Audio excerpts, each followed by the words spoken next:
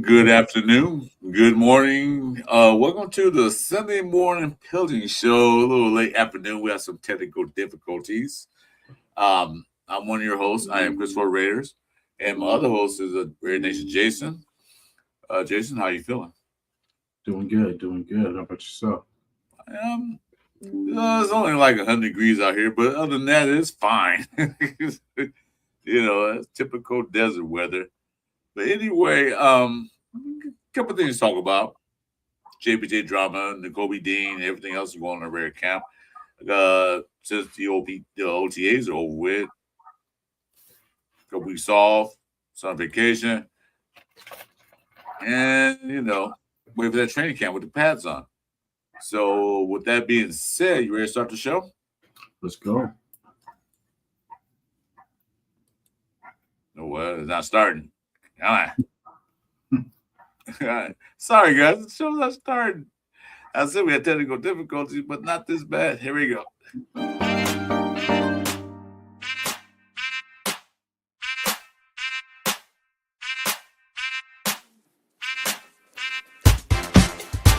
It's the Sunday morning pillaging show. Chris for Raiders. Oh. Raider Nation Jason. Oh. Pillaging just for Sundays. Oh. Me and Chris, we don't miss. Oh. Me and Chris don't miss. Oh. Me and Chris don't miss. When it comes to this Raider classic, we don't miss. Raider Nation, we don't miss.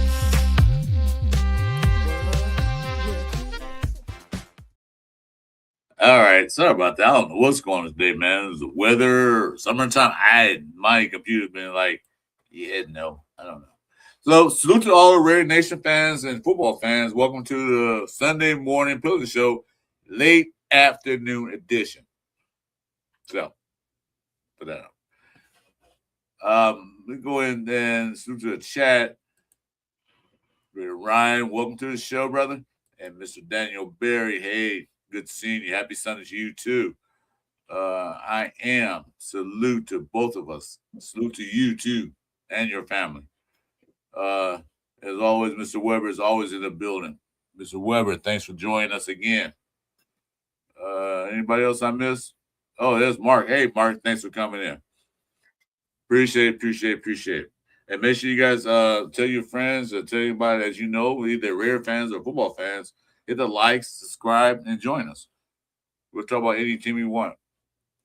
Okay, with that being said, I don't know about you, what you heard.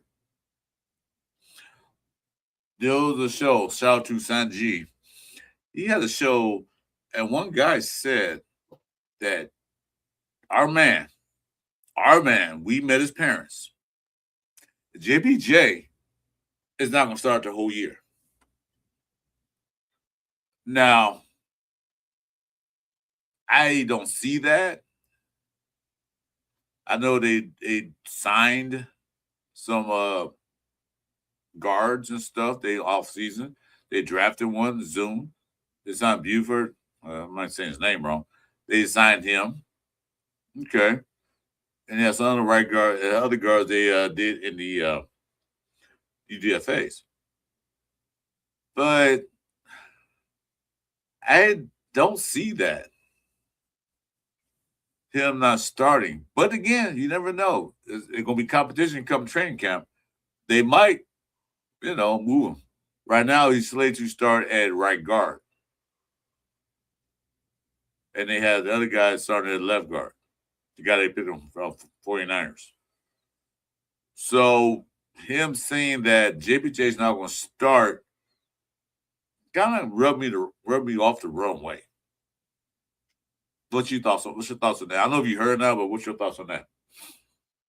Yeah, I definitely heard it. Shout to JPJ and the family. You know what I'm saying? I'll be careful, with these talks, but yeah, I heard that too. Thought that was unless somebody knows something that we don't know. like a trade or something like that's coming or something like that. But as far as how our line is, I feel we need all the help we can get. I mean, I don't feel there's no point where we're set at offensive line. Especially for what we did last year and the year before that, and just knowing that everybody, we haven't even seen Burford yet with our line yet. You know what I mean? We haven't seen Trey Zoom, in there in that spot, like in a real game like situation. But and then there's always injuries. You know what I'm saying? So that's why like it's kind of hard to say. That's a bold prediction to say unless he's getting traded and he, there's no way he can, play another snap. But it's wild. Like that would mean that our line is kicking butt and that we would not need him. You know what I mean? However it works, if that's what it is, then, whatever's better for the team. But I just don't see, in my opinion, how getting rid of one of our premier, offensive linemen would help. Yeah. I didn't hear anything about any trades as far as that's concerned. They say he won't start. Now, he's going to his third year, right? He had multiple offensive coordinator, the worst offensive line coach last year. I don't think his talent has been truly tapped into yet. I think Jpj is aggressive because during OTAs it was reported that the Raiders on like the goal line and do 11 on 11 practice, and he false started. Now, he's not the only one in the league that false started. So get that wrong. So they took him out the game or whatever. But maybe they took him out the game for a reason, like, okay, just calm down. Jpj is an aggressive guard, which we hadn't had since your homeboy, what's his name? You know what I'm talking about. It was yeah, I know his name's slipping right now. It'll come to me in a second. But we had an aggressive line. Incognito, right. We had an aggressive offensive line in I don't know how many years. I remember we had our line, our Raiders in the past was built on our offensive line, which is aggressive and dominating. When was the last time you seen a dominated offensive line? Thanks, Ian. Appreciate it. I need it right. That's what you remind me of. But when's the last time you saw that? A dominant offensive line for the Raiders. Anybody? I would say it was when we had. I mean, the last deep, was when we had Rodney Hudson and all them. You know what I mean? Was the last time I remember having a good one. But it's been time, and there's been a big gap in between. Like I think ever since we got rid of Penn, and then I think there was a big gap after that. You know what I'm saying? Like, and we finally kind of put something together, but we didn't have. It was just it's always bad timing. We'll get this. We'll have defense, but we won't have offense, or just vice versa.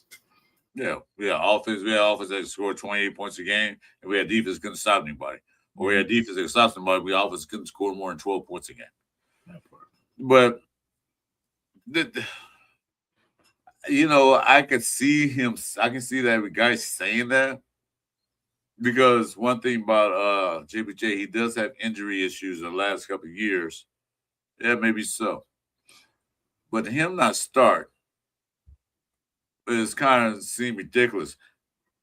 But if one of the other guys can beat him out, that means we are better at the offensive line. Because I like his aggression. I like him going down the field and blocking. I like it when they played Cleveland a couple years ago when the referee said, hey, you guys playing too rough. It's football. What he wants to do. I like that. Yeah. That's what we need. We need toughness on there. We need a guy there that can control it. So that's why we went and got Lindemann to control offensive line. We got Colton Miller as a captain on offensive line, who's more or less passive than he is aggressive, but he gets his job done.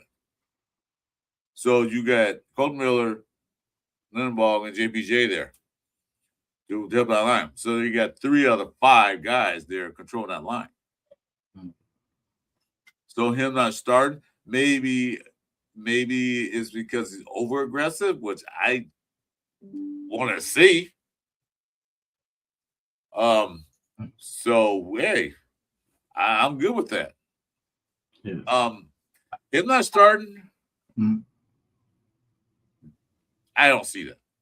3 years in the league, multiple coaches, multiple training staff, multiple this, multiple that. He hasn't got a foothold. And that was the Raiders' biggest problem last year, is that we don't have a foothold on what's what. All right, hold on, man. We're going to talk to you. Hold on, man. Yeah, I just, what I think of too is how, the nation was really upset with Pete Carroll when Pete Carroll was kind of, what we thought was playing games with JPJ. And then, it's been different ever since. We've heard the same talk, but people, I guess the nation is more patient with Clint than they were with Pete about the situation. Well, we're gonna have to be patient with Clint Kubiak, because with Clint Kubiak and Spytech, what they're doing this year is they're changing the culture of the Raiders. Oh, we got hot in here real quick. Hold on, man, guys. This like I said, I ain't gonna be outside. They're changing the culture of the Raiders. They're changing the depth. They're changing everything, because you saw what we did. We hired depth in the most key position that we needed. So, you can't say we go 3-14 next year again. Fire Kubiak. No. Oh, get off that noise. Get off that noise. Give us a chance. Because we get a coach. AP won us some games at the end of the season, but yet he didn't do well because he had no control, so we fired him. So, just give him a chance. But main thing is the JPJ situation, me kind of like, why not? But like I said, someone beat him out. Go for it. Is Zoo coming in there and beat him out? Or Buford? Well, Buford beat him out, they say to start together. But if Buford beat him out, or any other guys they picked up beat out JPJ at that offensive guard position, so be it. That means the offensive line is that good, getting better. But to say he's not going to start the whole year next year? Yeah. Okay. Well, let's make sure that the guy we put in there in his position is better than what he could be. Yeah. But it's the Raiders. Anybody want to talk about Sunday? Like in the media, they speak on us. You don't have a head. You don't have a quarterback. You don't have a running back. Defensive line suck. The linebackers are bad. We fixed all those problems. Okay. Yeah. Who's your true center? Fix that. Got a true center. Got an all-star. What defensive line? Offensive line is fine. I mean, I think it's fine. I mean, wide receiver room.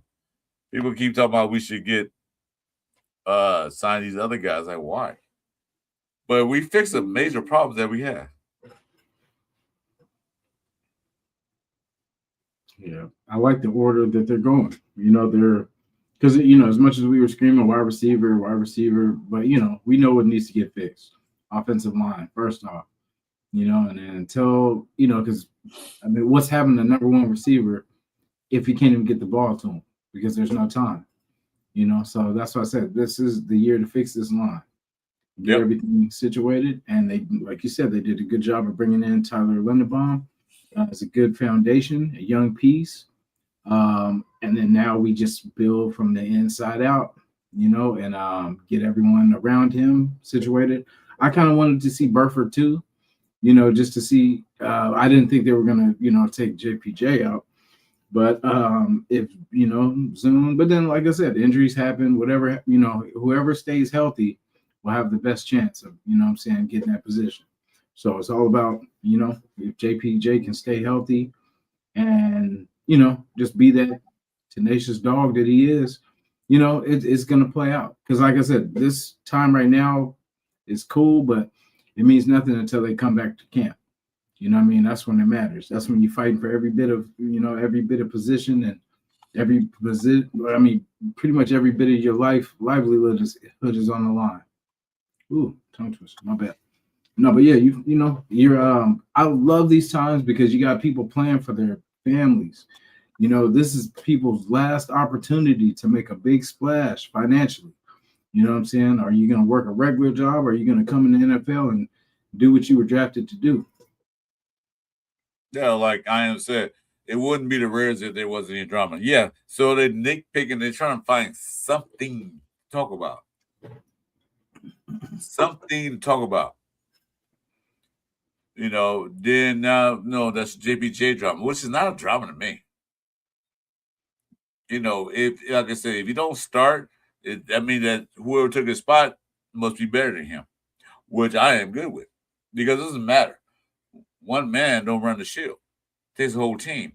If the guy is blocking better, doing the run blocking, zone scheme, where they're gonna run, is doing better than JPJ, so be it. Put them in. Best players play. Not because it's the name on your back, because the name on your back means nothing compared to this. Is the best man out there plays, regardless. So if JPG don't start, so be it. That means you have to improve and get better. But to put that out there in the ether, like, oh, he won't start the rest. No. Why are you putting that out there? Because like what Am said, it wouldn't be the Reds was no drama. So let's go put the negativity out there now before even put the pads on. Because we don't know. We watch T-shirt training camp. When the pads come on, these guys transform to different animals, different beasts. You know? Yeah. So we'll see when that happens. So that's my thoughts on JPJ not starting. Well, if he don't, whoever come in there better be better than he was. Yeah. You know, it'd be good to, you know, whoever, like you said, whoever gets the position. Hopefully that just means that our line has improved and, you know, we don't have to worry about the things we were worried about last year. Well, last year there were more or less confusion going on because I watched some times when the guys were blocking, they were blocking air. Yeah. And then meanwhile, they got three guys in the backfield knocking Genti around and hitting Gino. They're like, well, okay, you guys blocking nobody, but yeah, guys in the backfield. What's going on with this line? I don't know. Well, we know what happened. I don't want to bring in Brendan Carroll's name too much in this conversation, but you know, they got a veteran guy out there who's been in the league for years who's doing the offensive line justice, getting in the right position, running a scheme like this is a scheme we're going to run. This is what we're doing. Stick to that plan. Everybody who's going to be offensive line, this is what we're doing. Now, like, power block zone scheme. Huh? What? With the point that the offensive line had to go to a baseball field or a soccer field and practice. What's up, Rebel? You know, so there's things that they're working on now we don't see and we don't know until training camp starts, until everything else starts. Let's say JPJ won't start, maybe not. But to put that out there, it still kind of irks me. It makes me cringe, as you young folks say, cringe. So I'm done with that noise. Because, be honest with you, I don't care who starts. I don't care. Well, Gigi don't start. So what? Well, Bowers don't start. So what? Are we winning games? Yes. Okay, well, who else out there winning those games? That's my opinion about it. I don't care about star power. I don't care about, well, you know, this and that. I'm tired of seeing the Reds lose year after year after year after year, get embarrassed year after year. Whoever's out there, I want the best players out there, whether it be Fernando, whether it be Kirk, whether it be AOC, whether it be the other guy they picked up UDFA, whether it's Washington, where it started running back, whether it's the other guys. I don't care. I have to say him out there, but I don't care who starts. I want to see who finishes. Definitely, most definitely. Yeah, and I will reach out to them too for JPJ to come on the show. We were trying to wait till it was kind of some downtime, and this is the perfect time for it. So I will reach out. So hopefully we'll have that up soon. And yeah. Well, yeah. Well, JPJ, we met the parents last year. They were great people. Proud of them. But like I said, this is third year in multiple coaching changes. So he has no foundation to build off of. None. But that noise, fine. They go. So when that dust settles about JPJ starting, who's the next thing they're gonna focus on? Oh yeah, N'Kobe Dean. Why he's not there at OTAs? Well, we found out why.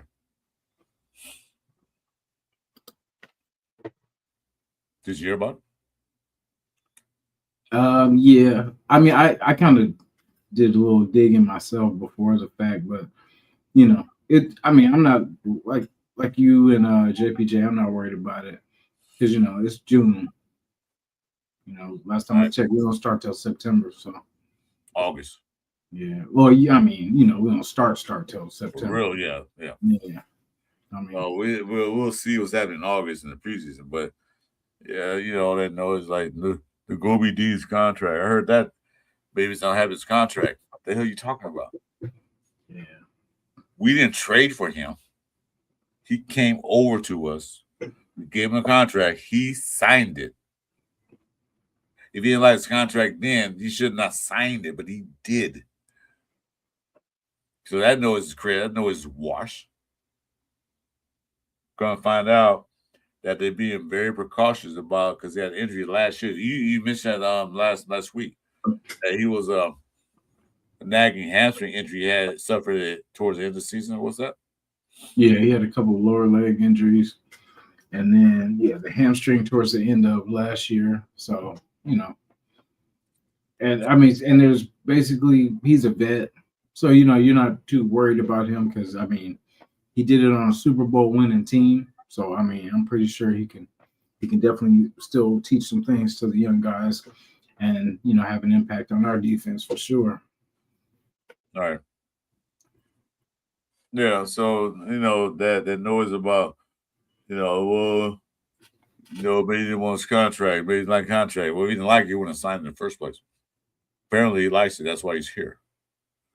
I like what the coach said. We want everybody healthy for training camp. We want everybody fit. Jamal McCoy, that situation. But N'Kobe Dean, nobody knew. It's a point that they didn't say anything about it. He's not injured, but he's dealing with an injury that happened last year towards the end of the season. So, you know what, son? Rest up. Just relax, rehab. This is OTAs. We know what you can do. That's why we signed you. We know what you're capable of, so relax. But be ready for training camp. That's when it all starts. We put the pads on. We hitting each other. So just relax. You don't need to be out there. So another noise that was brought up was he's not happy with his contract. Boulder Dash. He wasn't happy. He wasn't signed. But, that's another thing that was in the ether because it's the Raiders. Yeah. So that's another thing that was irking me. Like, shut up, please. What are you reporting on? Nothing. You got to find something about the Raiders. They're making negative again. Because they're such a bad team, which we have been for a few years now. But enough of that. You all right? Yeah, sorry, I got a message. Sorry about that. Yeah, okay. Yeah, exactly. Yeah, well, like in a sense, you rehabbing, getting healthy. That's what they want. They want to come to training camp. That's when all bets are off. We come to training camp, put the pads on. That's what everything starts happening.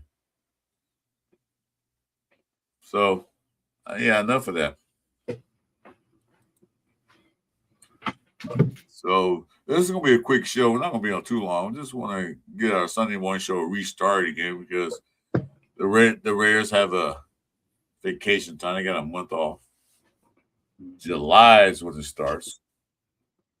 When they start hitting each other and start going through training camp. But I'm gonna talk about some OTAs too. I'm gonna let you talk about this because since he's a Cowboy, go ahead and talk about him. Cal Bears, I mean. Got Masses. Yeah, he's been in the news lately.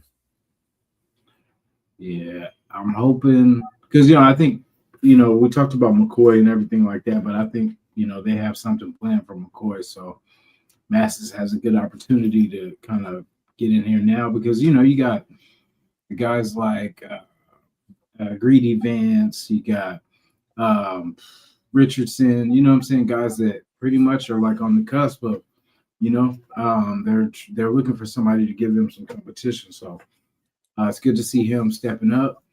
And that's how he pretty much got his spot on Cal. He had to work himself from a transfer, pretty much worked himself up to a starting role, and was a ball hawk.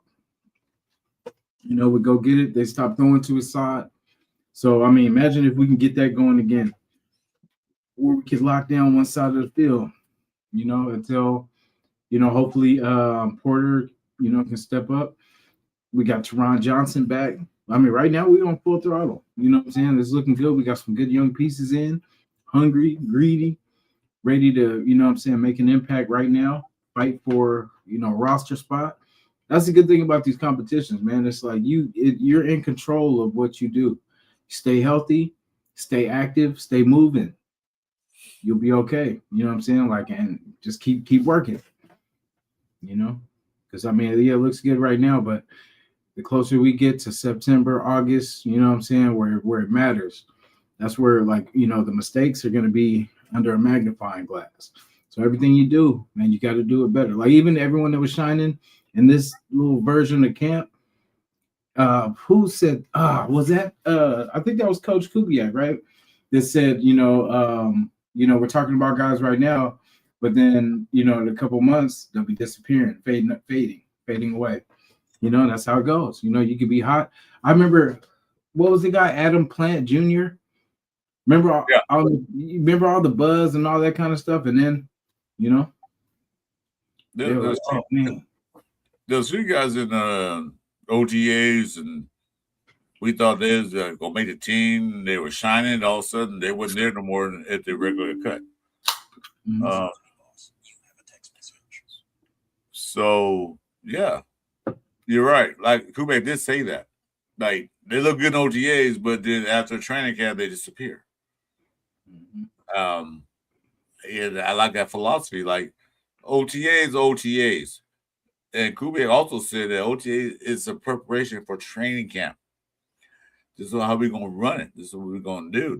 We're gonna see this. If you're not up to it, then guess what?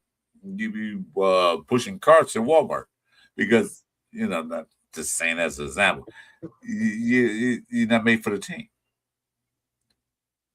You got a whole bunch of pissed off people at Walmart looking at you crazy now.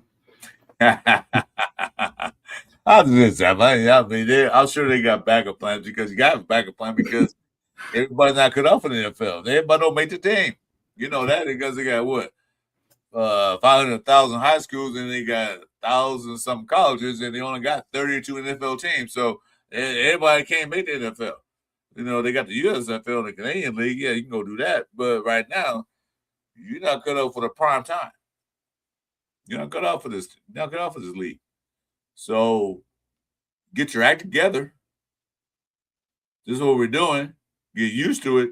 If you can't cut it, bye. Here's a pink slip. See you. Thanks for coming out, but we don't need your service anymore. Boy, see you. Yeah. As, speaking of DBs, you said decam. Decam, I think, is on the way out the door. Yeah. I don't think he's gonna make the same.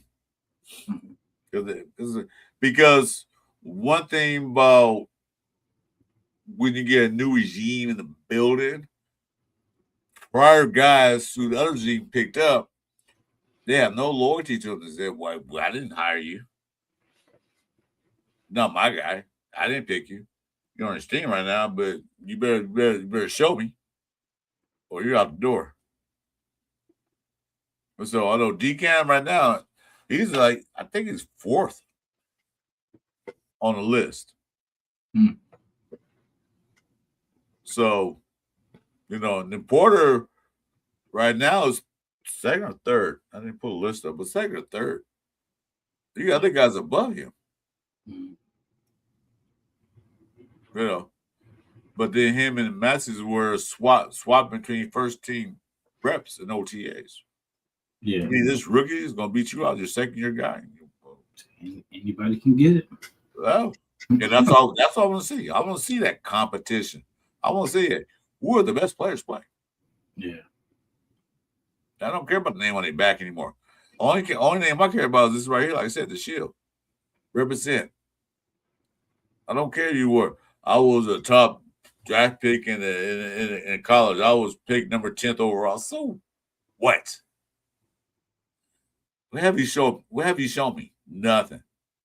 Anyway, before we go on, let's do a moment of silence for our guy we did pay drafted. Alden Smith passed away. Did you hear about that? Yeah, that was crazy. I've seen that. Yeah, so anyway, it looked like a little 10-second little moment of silence for Alden Smith. I liked him. Raiders got rid of him, but he should have stayed with us. But shout out to Alden Smith and his family. Condolences. Most respect to you guys. So shout out.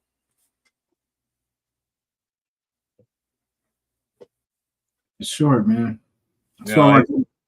Man. And he was young too. Like Jesus, he was young. But shout out to him and his family. They wanted to make sure I bring that up. Yeah. Shout to the Knicks too, man. Shout to my friend. I know we talked about this before it even started. I think it was still Game 7. I think Game 7 was that night, and I told him because he was like, that sucks for the people in the East, that are pretty much playing for nothing. I'm like, bro, you'd be surprised. I said, ever since this betting world, I wouldn't be surprised if the Knicks pull this off. And lo and behold, what I'm saying? It's crazy because, the thinking was whoever wins that Spurs and Thunder series was for sure winning the title. And then, never know, man. So shout to the Knicks. They got it done. There you go. Shout out to the Warriors. Go Dubs. Well, I'm going to tell you this because you said San Antonio before, and I heard you say that. I'm going to say this one thing. I didn't want to see OKC. I don't want to see another back-to-back champion. Spurs, I hate the Spurs because, that's part of my Lakers side. Knicks haven't won since 72, and who they beat in the finals? My Lakers. But you know what? It's been a while. Okay, hold on a minute, James Furbo. Wait a minute. I'm gonna get you, James Furbo. I'm gonna get you. Welcome to the chat, James Furbo. I gotta put it up there. Hold on, man. Put the chat up there for me, James Furbo. Purple, we got a song for you too, man. Yeah, here we go. No, put them up. We got you. Put them up.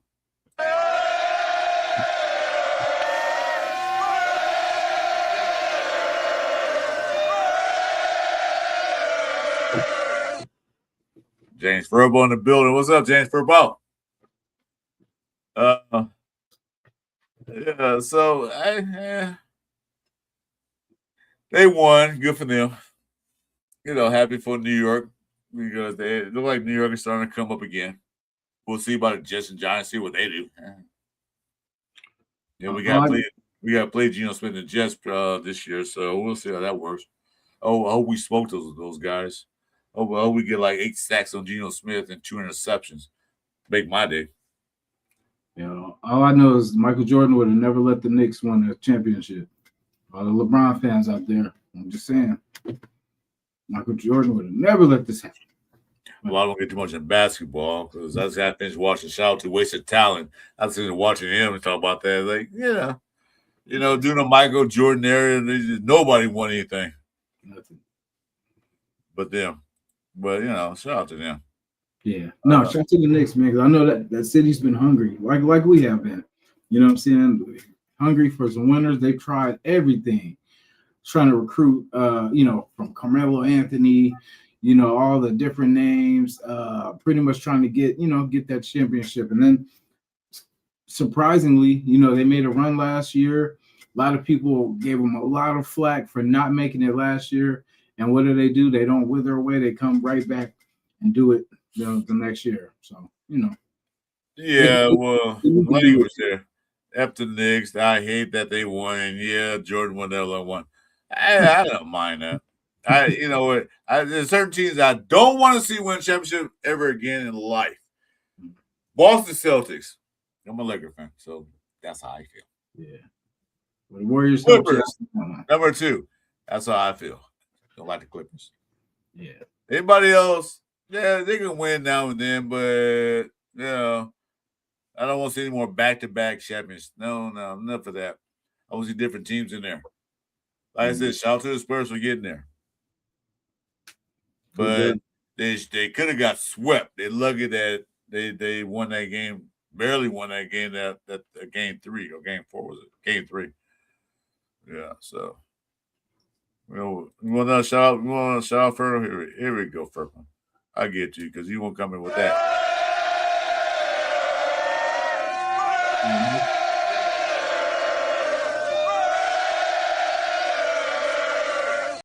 And that's what it's all about. This is the Raider channel, not Knicks channel. But anyway, I think it's the colors, James, the orange and blue. That's why I couldn't go for them. I was like the Spurs because the silver and black, but the Knicks had them Bronco colors. I didn't like that. What, blue?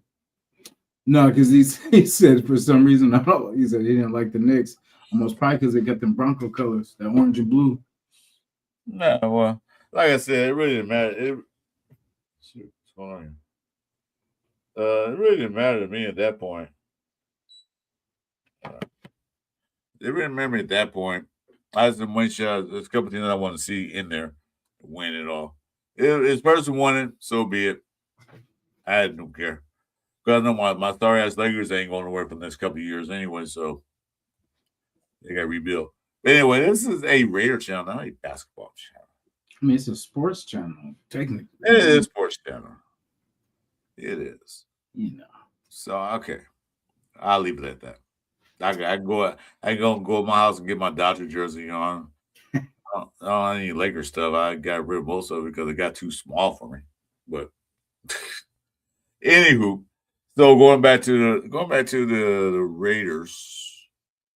So your boy Masters is looking good. Jacoby Dean, we found out what was going on with him. Somewhat. Still no big news about it, but they did mention that. JPJ not starting. And another thing that's going on is, of course, the quarterback concept. Not controversy, but competition.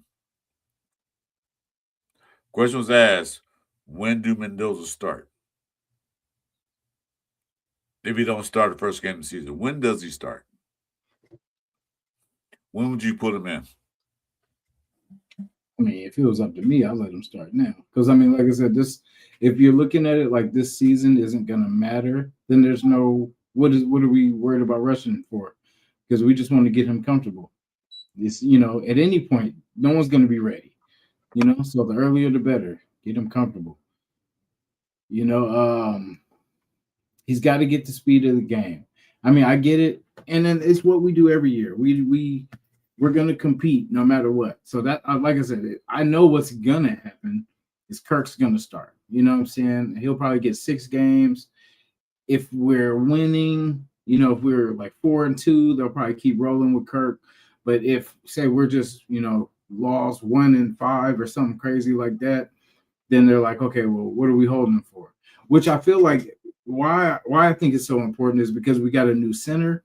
We got, so I think these people should be working with each other, now, not waiting, he should be getting the signs and everything now, getting used to that now.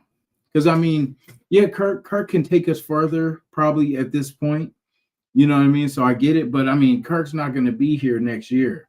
So I mean, if we're just playing for this year, I feel like that's the same thing we always do. We're plugging in the damn free agent and doing the same thing we've been doing. But now it's time to give the keys, man. Give Mendoza the keys. You have AOC for that. Like, just in case something goes bad, you got AOC. You know what I'm saying? Or, I just feel for the price you can't beat it. I get it. For 1.3, I get it.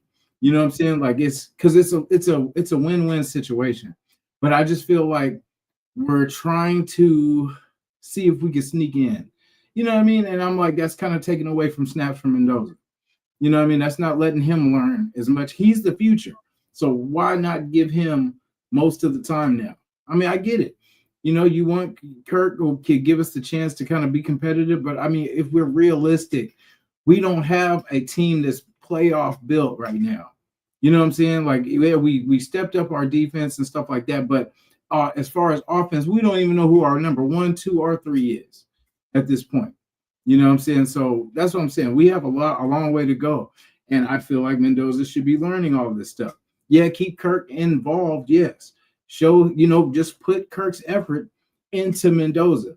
He should be just, schooling him on everything he's doing wrong and fixing that. That's the goal. We have 3 months to get this thing down. So, but I feel like we're going to do what we always do. Plug a free agent in, plug a vet in, and then just hope for the best instead of, working. Well, I see your point. You look at it before we even drafted Mendoza, while we still in our season. You're the brass say before Kubiak got here. You're the big brass says, I don't believe a rookie quarterback should start the season. Because if you look at the history of the NFL, those teams who are always lousy draft a quarterback at the top, and it never worked out. Okay? Because they draft a quarterback. Our biggest need is a quarterback. But what other needs you now? Well, we need a quarterback. We were the rest later. They did not draft well. And they always at the top of the draft. They know teams I can mention a lot of them, but I'm not going to mention them right now. But the thing is that they had number 1 pick. They saw a potential Hall of Famer quarterback in Kurt Mendoza. Yeah, okay.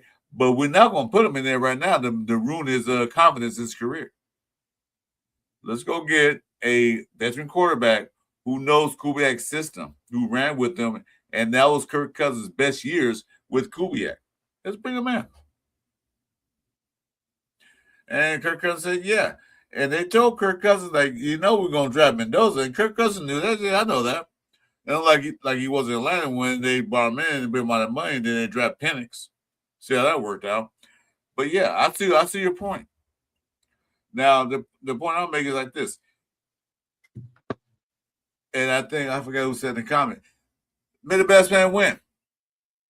If Mendoza's ready to go, and he does better than Kirk Cousins in the training camp and in preseason, if he's ready to go, all right, start him. But the thing is that it's going to be a regular season game, not going to be a preseason game. Look good preseason. A lot of guys do. And they come regular season, they're on the team. Why is that? Because the preseason is not going full force. They're not going out there and showing all their plays. The defense is not going to show every defensive stance because they do that, they ruin the whole season because we can't show what we're going to run. We're going to run basic, elementary, playground defense just to go out there. So it does good in preseason. Great. But in the regular game, it's gonna be a different story. In the first preseason game, the first regular season game, it's gonna be a different story. They're gonna run different defense, different sets. Put them out there. No, I tell you what. Let's go 4 games. If Kirk Cousins stink to bed, like you're not doing what we want you to do. They ain't throw Mendoza in there or AOC or whatever. Let Mendoza watch some film tape and run out there. You know, if we're say we were playing Miami Dolphins, I don't think we're gonna lose. But if they play my Dolphins, and the score is we're winning like 35-6 in the third, fourth quarter. Yeah, I'll throw Mendoza out there. Kurt, get out. Mendoza, you're in. Get a feel of the real game. But until then, right now, I still will start Kirk or Mendoza for now. Not the whole season. I don't want to see the whole season. No, I want him in the games. I want him in games. Just like he did with Patrick Mahomes. He didn't start that whole year until the last game of the season. You see what I'm saying? But like, if Mendoza does better than Kirk, put him in. If LC beats him out, put him in. I want to see the best player on the field. I don't want to see player on the field because of namesake. I don't want to say just because we paid him all this money like they did with Minshew. Well, we paid him money, so he has to start. I don't want to see that shit because that's my language. I want to see the best player on the field for the Raiders. Even though we did draft Genty, number 6 last year. If Washington go out there and outperform Genty, I want to see Washington on the goddamn field. You know what I'm saying? That's what I want to see. I want to see the best. I'm tired of that. Oh, because we this and that. Hey, D-Mins, what's up, bro? I don't want to see out there because of where we drafted or how much we paying them. I don't care. Because it's not going on my pocket. It's going on your pocket. No. We fans want to see players out there that can win games. Because if we go by that standard, like, because we pay them all this money, then we'll never win nothing. Never. Like I said, Minshew. Pay on that money. Cordell Patterson. Pay on that money. What was that dude? That nutball. Chandler. Pay on that money. How many games do we want those guys out there? Did we go playoffs? No. Were we closer on playoffs? Absolutely not. But we paid the guys all this money and their name recognition. Like, yeah, we got this guy. Yeah, okay, good.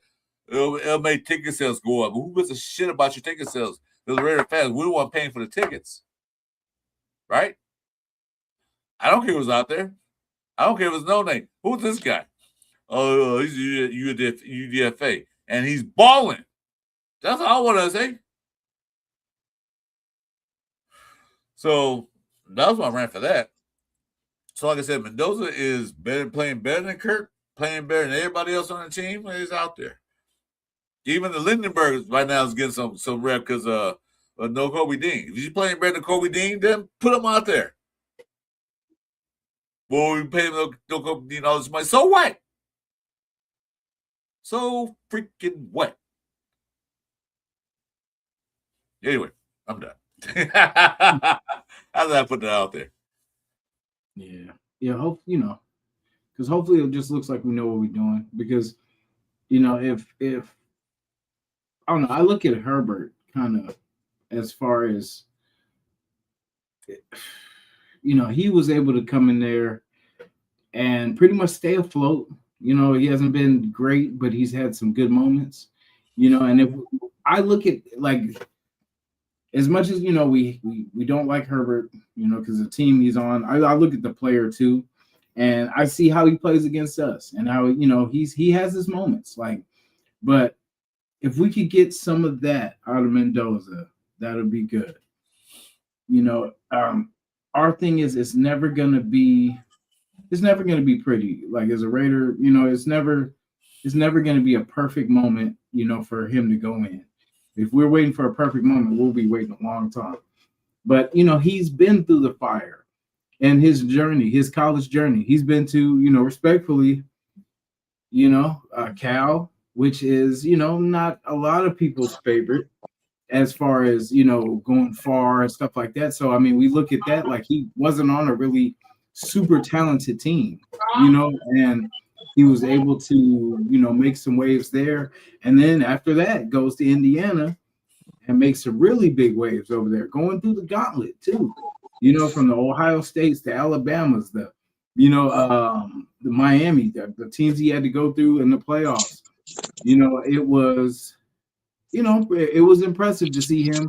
You know, it was a team effort, yes, but I'm saying like it's good to see that he's been through that already.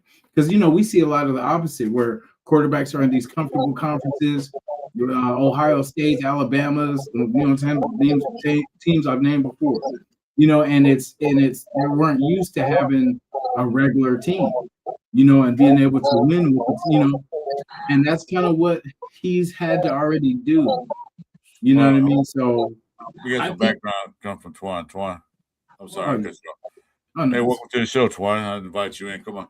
But go ahead, Jason. I was going to tell Twan got some background noise. Go ahead. Yeah, no. Yeah, it's just, you know, he's going to be able to do it. I mean, and there's at what point in the roster, or sorry, at the schedule would it be good to throw, you know, just throw him in? I mean, no, there's no time. I mean, really, honestly, that first game is probably a good test. You know, I mean, because you got a quarterback over there that hasn't really done a lot, you know, and that team's kind of figuring a new, you know, they're kind of going a new way, you know. So, I mean, I like I said, if it was up to me, I'm going to put the confidence in my player until he shows me that he can't do it. You know what I mean? Like, that's just how I am. I'm going to give you the opportunity to either make plays or show that you're not ready. You know, I'm not going to hide you from competition.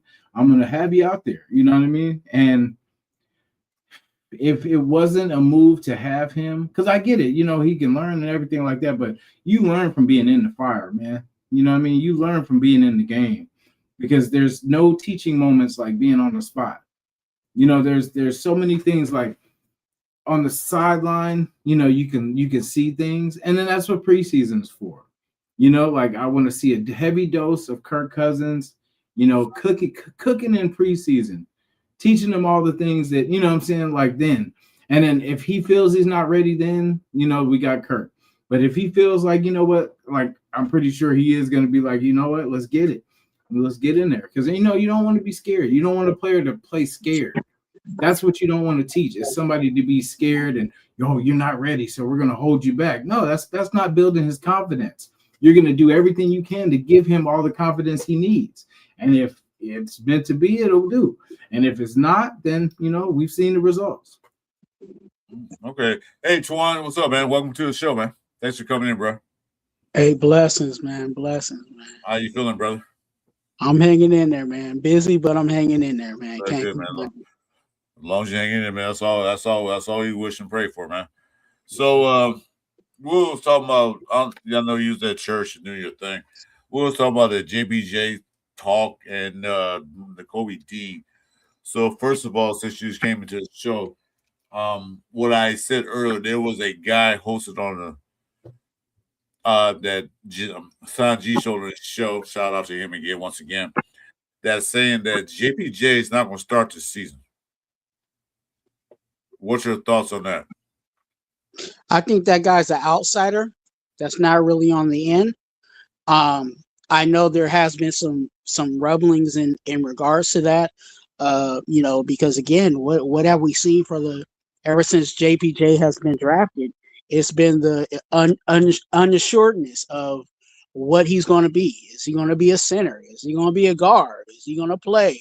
Is he in the doghouse? You know what I'm saying? We've had all of that in regards to JPJ, and I think JPJ has been a collective of the, you know, a polarizing player. You know what I'm saying? I think we got a couple of polarizing players on our team. You know, every time you bring up that person, it always brings some type of controversy. I think we got a few of those guys, and I'm not going to bring out the names. You probably can bring them up just in your head. Of as soon as you bring that person's name up, it becomes an argument or you know what I'm saying, some discourse. So with JPJ, I'm more in the mode of let's see what he does with this new regime. This is what, his third coach maybe. See, If you know, if I'm going through, you know, in my, just on the top of my head. So, you know, let's see what this guy can do with what I'm thinking is going to be consistency moving forward. Is he going to be you know, this a starter for us, you know, at guard, or is he going to be a backup? And to be honest with you, if you really ask me what I really feel, if you ask me what my greater gospel on JPJ is, I think he needs to be here, you know, as long as he's under a rookie contract. I think he's a benefit to our team, whether he's a starter and there's people that are better than him, or he's a backup and he's that next guard that comes in, you know what I'm saying, off the line. You know what I'm saying? I'm not going to have a heart attack if JPJ is our rotational backup at guard. That obviously tells me, in my opinion, that our offensive line is better than what we've been seeing you know, the past couple of years. So if that's the case and that's the situation, then yeah. There has been also reports that have came out that or some rumblings, not necessarily like concrete evidence, but there has been some speculation that maybe JPJ is not how can I say it, not as mature, yeah, you know, I heard that too.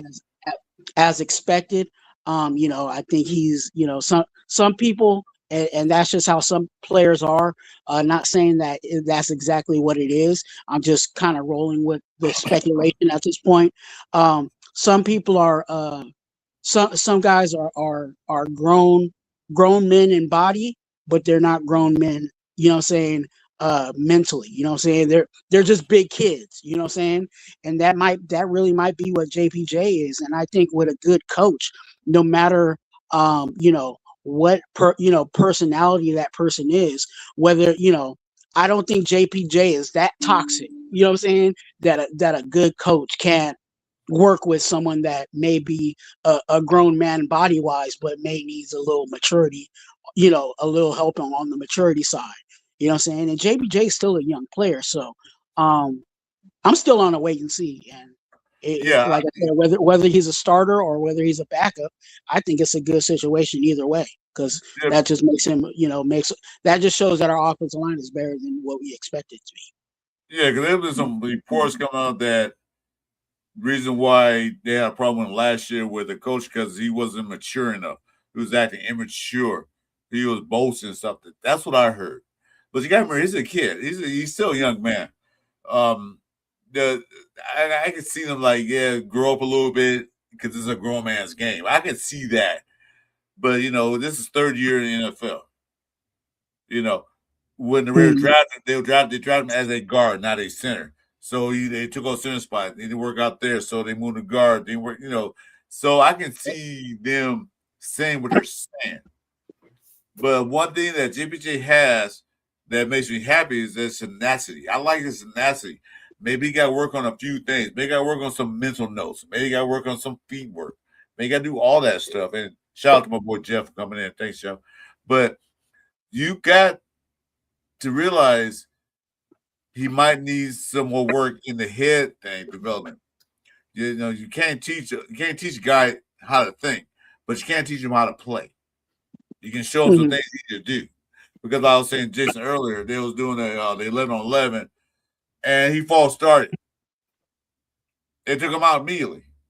And the people say, why? Well, you know what? Because they probably want to talk about like stop being over aggressive, but be aggressive, but don't be too aggressive on the start. Don't be too excited. So we got to work on that aspect. So go ahead. He's definitely, you know, you can tell he's kind of like that bull in the china shop, you know what I'm saying? And you know, I'm reminded because I used to coach basketball. Well, I still do coach basketball, but I used to coach basketball in middle school. And at that age, sometimes you get kids that are like super big, but they just super tall, but they don't know how to they don't know how to balance their body because they're growing. You know what I'm saying? Like they're this tall center. You know what I'm saying, that you would love to have on your team, but they don't know how to, what I'm saying, manage their weight.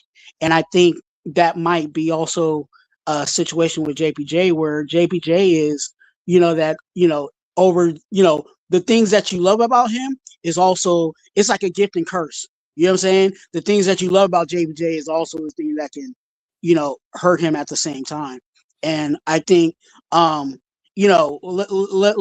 keep it all the way, real with it. He wasn't the number one overall pick. You know what I'm saying? So obviously he's going to have things that are not as desirable. There's going to be things that you're not necessarily going to like. And to be really honest with it, we just drafted a guy that's number one overall, and there's still flaws. You know what I'm saying, with that number one overall. So if we have a good coach, and I think we do have a good coach, and I'm not saying just Kubiak because everybody wants to throw it on Kubiak, but I'm talking about his staff. His staff, exactly. If Dennison and crew can't, corral JPJ, they might want to, move on.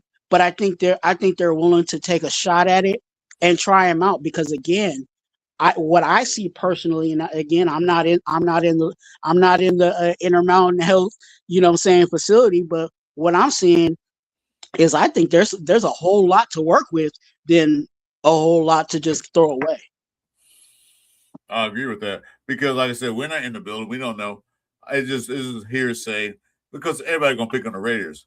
But the thing is, like I was saying, that they just drafted another young guy who can play all three positions on offensive line: guard, tackle, and center. So he's there. They picked up Buford from the 49ers. They got other guys on the team. My thing is this: if JPJ don't start, that means the guy that's there is better than what he can do. So I'm all for, like, okay, you don't start. I'm not into names because of where we drafting. I'm into best players available, best players possible. Whoever's the best player out there who can do the job that to be done, put him in. I mean, I love JPJ. Like I said, me and Jay said earlier, we met his parents. Beautiful people. Beautiful people. Shout out to them if they ever watch this show, man. We like to get you out on the show talk. But the thing is, to me, JPJ had four different offensive coordinators in his 3 years here. One worst line coach in history. Right? So he's like the rest of the Raiders on offense and defense, everything. What are we doing here? What are we doing? I want to play football like I know how to play football. They mean go out there and smack somebody in the mouth. That's what I'm used to. That's what I'm used to. But he wasn't taught. He wasn't brought the right way. He's not a good line coach. So maybe that's it. But they were talking about also talking about his immaturity. Okay, well the kid's like what, 23 years old, 23 years old, 22, whatever, making millions of dollars. Yeah, probably a bit immature. But that's where the training staff got to come in there and teach them how to be more mature football player, professional. Yeah. Okay? You got your mom and dad brought them up the right way. And I said they brought him the right way to be a caring, loving, respectful young man, which he is off the field.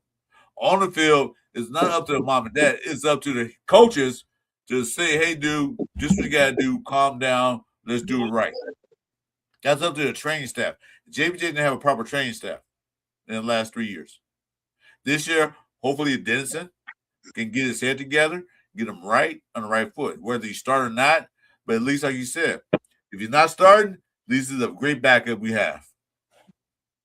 And I think he's on. I think he's on a and we have to also be schematically looking at this and politicking wise, because again, unfortunately, the game of NFL football is not just football. There's business and there's also politics. And in regards to where JPJ stands into politics and how that encompasses his position on the roster, you have to look at it. Burford came in here knowing the system. You know what I'm saying? He's the vet that came in, and honestly, he's in a position where, he can help some of these other guys, get on the right track, right? Whether you like Burford as a player or not, he's the vet in that, he's the vet in that guard, that in that room that knows the system. And then on top of that, we talked about Zoom, right? They drafted Zoom, you know what I'm saying? And obviously they're not going to draft a player that does not fit the system. You know what I'm saying? They looked at Zoom and said, okay, this guy is going to work with what we're going to do. So those two guys that I brought up already have a step up on JPJ, because again, JPJ was not running this system. You know what I'm saying? When JPJ got drafted, he was not drafted for this style of play that they're trying to do. Now, can he translate? Can he, you know what I'm saying? Can he learn what needs to be learned to get into that position? Absolutely. But in regards to Trey Zoon, who's a rookie, you know what I'm saying? And even Burford, who's a veteran, those guys got, I'm not going to say a one up, but at least, they got a couple of inches above JPJ at this point, because one of them was intended, you know what I'm saying, had drafted in mind. And then the other guy was like, hey, he's a vet. I can just plug this guy in and, he's ready to go. Now with Burford, I've said it with Burford because, his PFF numbers and stuff are not as pleasing, and he's not as good as people, you know um he's really not that good. I'll just say it like that. He's not like a top guard or anything like that. He's But better than Kappa. yeah, hey, look, we can say anything's better than Kappa. You But know what I'm saying? you gotta look at most coaches when they go to a new team and whatever GMs, they bring their guys who they're used to, who knows their system. So bringing Burford is the point that he knows my system. Kirk Cousins knows my system. Derek Young knows my system. They always bring in guys who know their system. All coaches do that because it's come for them, because now they have to coach that aspect of the game to the players, because the old players say, hey, you know what, this is what I can do, guys, on this certain situation. I'm gonna show you, tell you. That's what they do. So they're gonna bring in a guy like that. Beaver might be the best guard in the NFL, but one thing he does, like you said, he knows Kubiak's system. So he can help those guys on the line. Whether you're a starter or not, he's still gonna be there. Where he might be a good backup. He might be the starter. But we don't know how it plays out until August. I said with Burford, it's really his job to lose. You know what I'm saying? And people were having and I tried to fill the nation. Shout out to my boo in the building. Good to see you. What's up, Michael? It's really his job to lose. People were having, I try to I try to give my Raider gospel, but I also try to feel what Raider Nation is talking about, whether it's a win, loss, whatever the situation is. And as soon as the unofficial depth chart came out and Burford was the starter, people were having heart attacks, and I'm like, what's the heart attack? Like, it's politics. We paid money for this guy to come in. Obviously, they had him in mind to take over one of the guard spots. Now, is he going to be a starter in the at the end? We'll see. But ultimately, it's really his job to lose. Well, yeah. Well, his job's coming here to solidify that line and to let the other guys know that this Kubiak runs the system. So whether he starts or not, that's up to him. Because the other guy's still in the background looking to learn. Because still got, well, like Mike said, got Caleb Rogers still there. You got other guys they brought in. So these guys have to learn not really quick, because these are Caleb Rogers' second year, going in second year, but they had to learn. Because I don't think Kubiak is going anywhere for the next 5 years. I don't see that. I don't see him having a 2-15 record. Oh, fire Kubiak. No, I don't see that. I see like, okay, we need next year. I don't see that. So he's going to be there for at least 4, but he got a 5-year contract. Mm. So I think we're past the one and dones. You know what I'm saying? Unless something, catastrophic happens. You know what I'm saying? If it just comes down to wins and losses, he'll be around. So Alex Capper not signed with any other teams, but Stone Forsythe is signed with the Panthers. Well, good luck, Panthers. And Alex Capper, I can believe that. Hey, what's up, Oval? But the thing is that there's going to be something about the Raiders. They report. Like I said, we don't know. We're not in the building. If I was, I'll be sitting and talking to you guys. I'll be out there in the Raider camp. But there's always something that can come up. Will JPJ start the season? Who knows? If he doesn't, make sure the best player does. Whoever beats him out, make sure he's better than him. That's what I'm looking at. And look at the landscape of the people that we're talking about. Like, who's really behind Burford? A whole bunch of young guys. Exactly. You know what I'm saying? Caleb Rogers, JPJ. You know what I'm saying? I know they were talking about Meredith, but I think they're trying to really see if Meredith will be our backup center more than he is our guard. You know what I'm saying? So there's some young guys. And I mean, ultimately, our team is really young, and I like that. But it's also that's going to be the gift and curse to our team. We're the third youngest team in the NFL right now. Yeah, we'll look at this season, and we'll look at some of these wins and losses, and I'm just trying to be prophetic at this moment. But I think some of the things that we're going to see, some of the groans that we'll see, is because we are a young team. Right.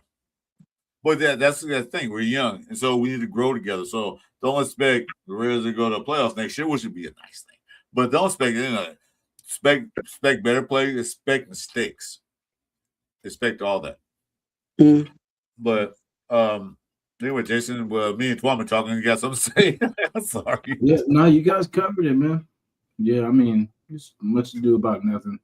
Like you said, whoever's gonna, we have no control over what happens. So, the best person will play. Well, we will have control if you get in a flight, go to Vegas, and tell them what you feel, man. I keep telling you to do that. Yeah, they don't want to hear how I really feel. Yeah. So we were talking about that. So pretty much, that's one of those things. They're gonna find something to talk about the Raiders. Another thing is that's really good news I hear about is my boy. We were talking about it earlier. We'll talk about it again since she came in. His boy. I'm not gonna say his name because he's a Cal Bear.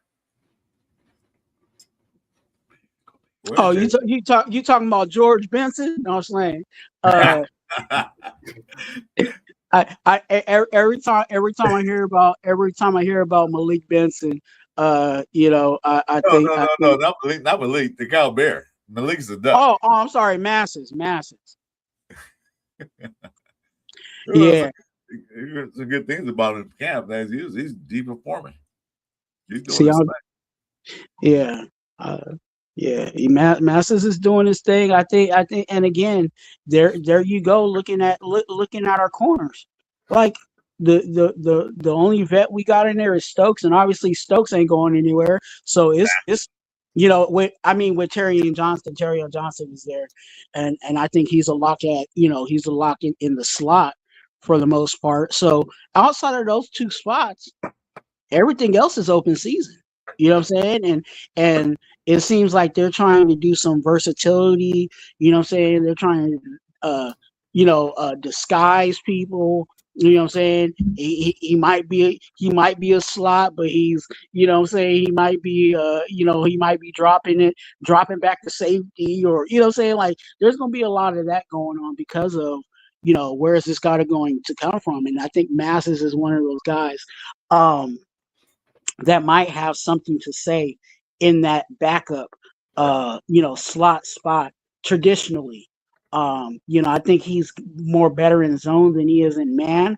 And I think that's going to work well with him, especially with Robbie Leonard. I think Rob Leonard is going to be um, rotating those guys. I don't think there's going to be too many like mainstays. I think Stokes might be a mainstay on one side, but it might be like a rotation for the rest of the guys, depending on who's on the opposite side. Like if McCoy ends up being that guy on the other side of Stokes, I think they'll be mainstays.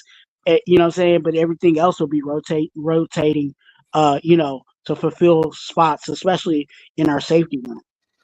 Yeah, I think Rob Leonard, what he's doing was they should have done a long time ago, is that they're disguising their defense. They're rotating guys in certain situations. Because they were talking about Walker. He played so many positions out in OTAs. He was all over the place. And I think that's what they're going to do, which I'm looking forward to see. I'm looking more forward to the defense than to the offense. Well, I like linebackers, so I'm a defensive guy. But I think he's going to disguise defense so much to confuse the quarterback. Because last year, what we do? A cover 3 zone 85% of the time, and they saw that and picked us apart.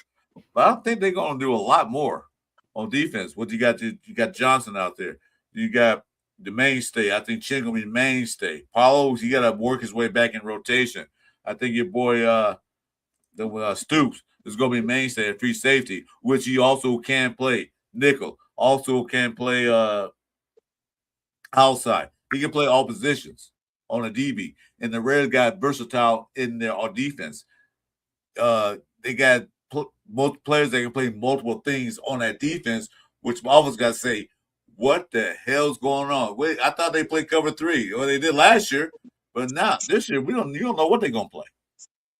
So I think all these DBs they got, I made a video about that.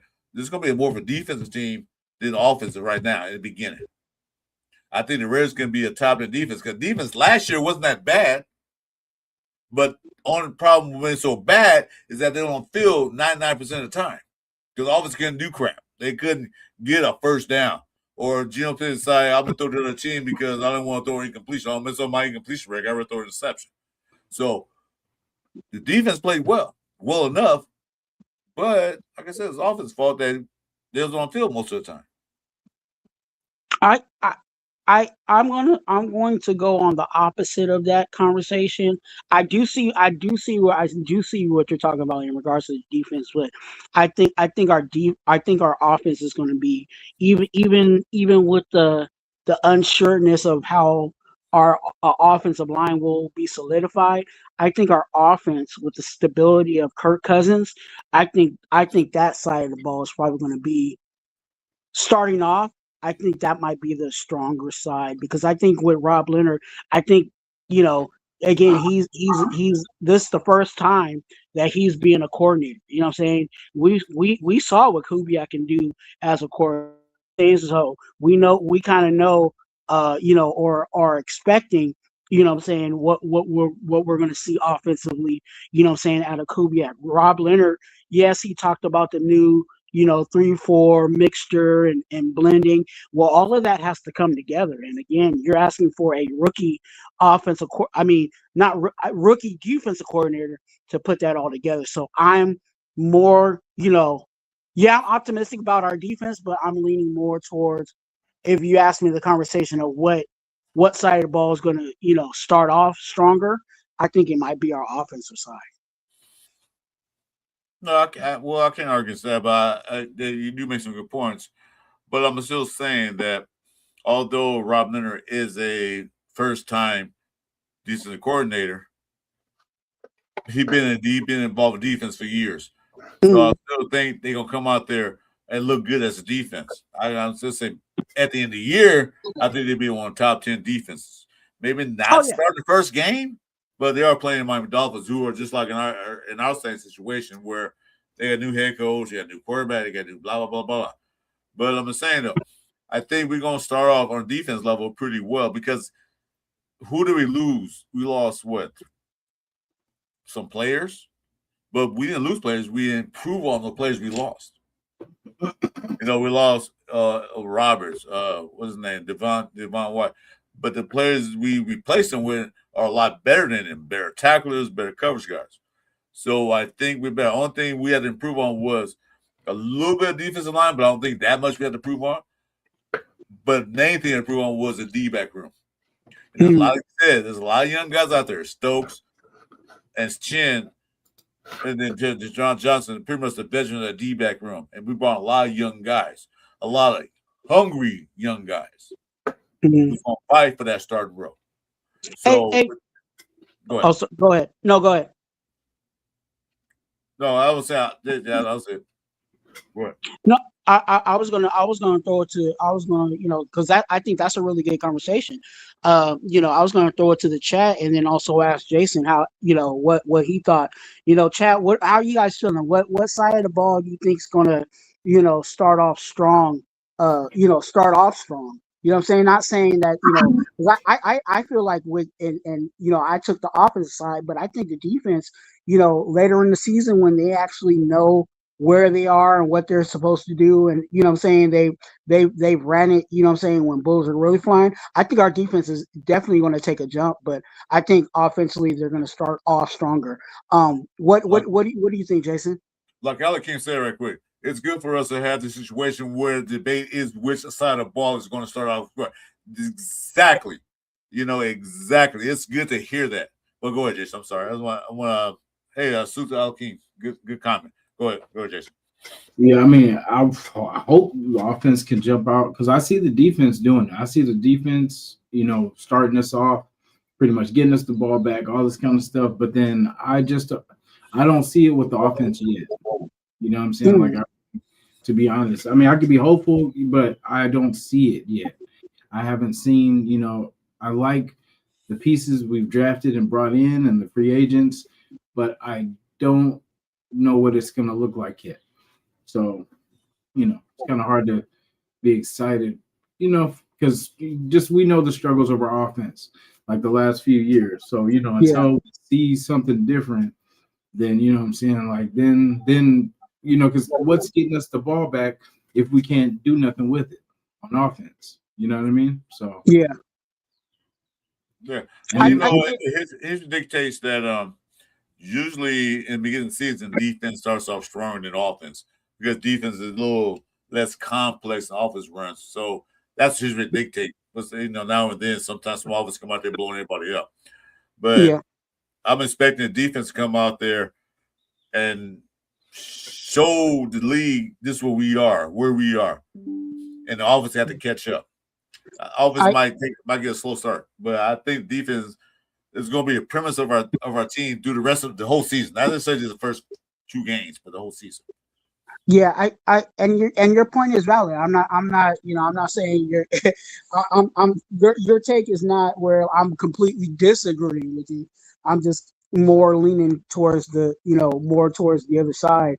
And like I said, I just feel like with the upgrade, we can only go based off of what we kind of saw last year going into this year, right? And if Kirk Cousins is better than Geno Smith, and if our offensive line can be a smidget better than what we saw, what I'm saying, with Ashton Genty getting blown in the backfield, what I'm saying. I know that might happen, what I'm saying, that might happen, with us this year. But if that becomes a little less often, I still feel like our offense would be better than better than what we saw. So and again, it really can go both ways. That's why it's a good conversation, because I know some people, like in the chat, they may be, I can't really see the chat, but I can only imagine that some people are saying offense, some people are saying defense. Well, nobody really picking a thing. But that one comment I put up, Alakim said, like, it's a good conversation to have. It's great for us to even discuss the matter that we're discussing who's going to be better. So both sides will be drastically improved. Yeah, that's what we're looking for. And then you talk about last year with their offensive line. You said a smidgen better? Huh. Yeah, they can be a lot. College team could be better than last year. College offense is not getting better than last year because they actually did nothing last year. They can block for anybody. They can, how could a run back like Jpj be the most hitting the backfield the most in the whole NFL? I mean, it's going to happen, but I don't care who you are. I don't care if you're Shaquan Barkley or another guy. You can be any running back. Even Barry Sanders got hit in the backfield, and they had offensive line. We see what he did. But other than that, not comparing to Barry Sanders. Nobody can compare Barry Sanders ever. But even that saying, they're gonna get hit in the backfield. But not the point of that. The point is, how often does it get in the backfield? Yeah, that's the thing. Like you just said, how often? Why is he leading the league in the backfield? We had no blocking, and that's all we had. Was we first down run, second down run, third down. Oh my God, we got to pass. So the defense knew what we were going to do. But with the new offensive system that Kubiak might bring in, or will bring in, excuse me, we have options now. And we got another running back that can actually run the ball, not just get hit and fall down like Mr. Zamir White did. I'm not never call him Zeus again. We got a guy that can run the ball. We get to see him, but I'm more confident in Washington White. So we got to do hit. Then we got a fullback too on top of that. So what you're saying, the offense, yeah, it's going to look a lot different. It's going to be a lot better. We're not going to average 12 points a game.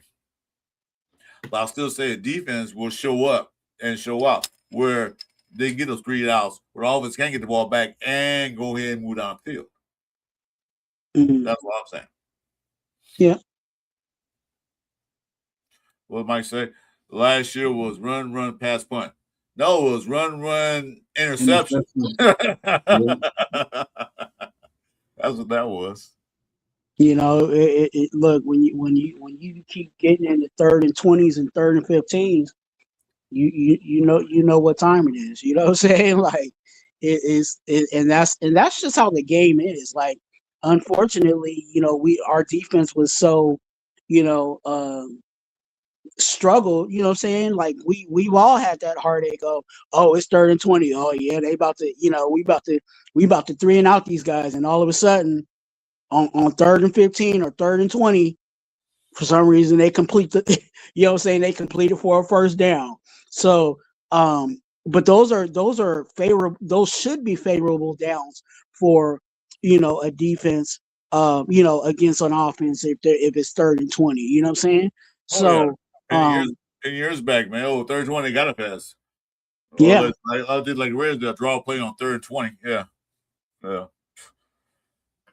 So we definitely there's a lot of meat still on the bone in regards to us offensively and defensively.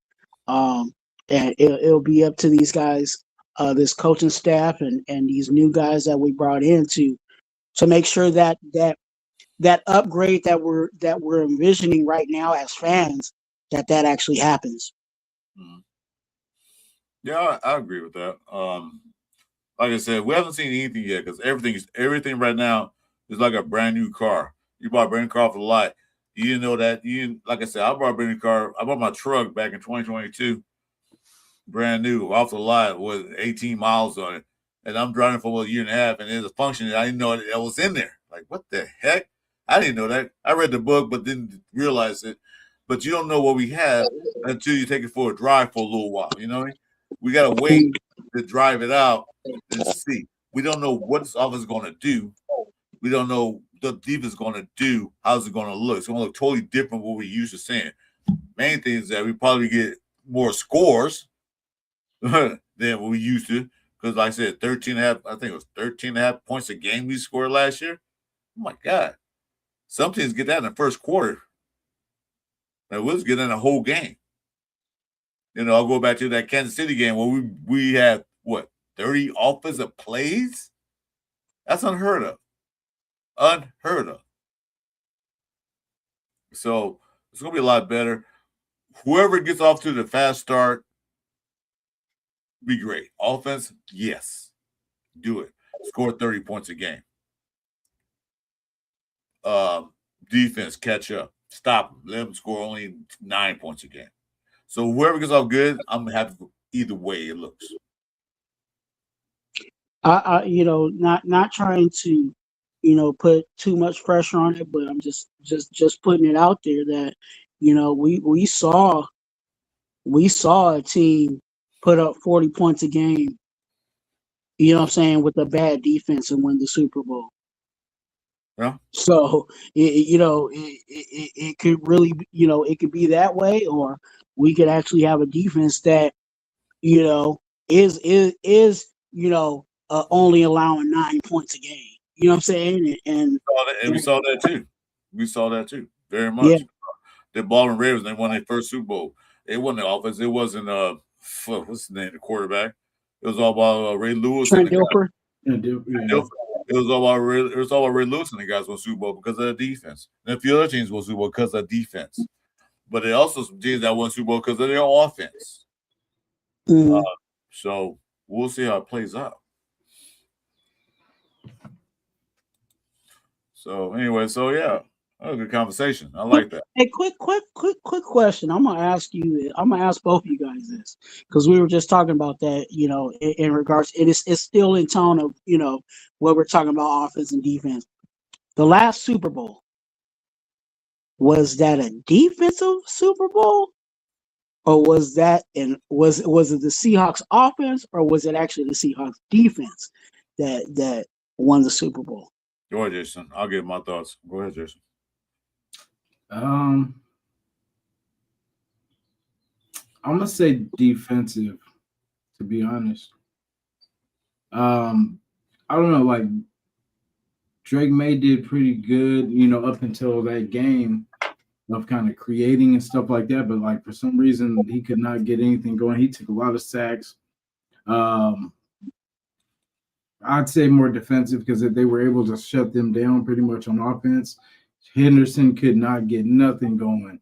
You know what I'm saying? Like he really struggled in the postseason, and like he could not really do anything in the Super Bowl either. But yeah, I mean, they on the offensive side, it was kind of more Walker kind of, making it happen. It was a little bit of both, but I would say I'd say more defensive though.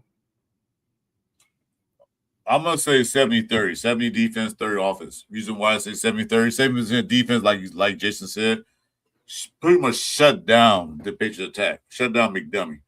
Shut them down. Got the ball back to the offense. 30% Walker running the ball. Darnold didn't do that much at all.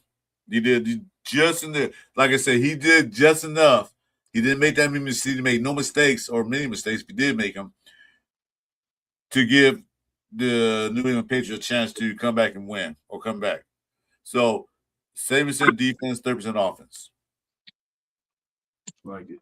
I agree with you guys. I think it was more of a defensive thing. I think a lot of people get enamored with, the JSNs and the Sam Darnolds and what I'm saying, like all the little flashy couple of pieces that they had over there with the Seahawks, and not discrediting what Kubiak was doing offensively, but I think that defense was what actually kept them, that really kept them afloat. Similar to Tom Brady and the Patriots. I think Belichick's defense was what pretty much had had that team dominating for as many years as that they did.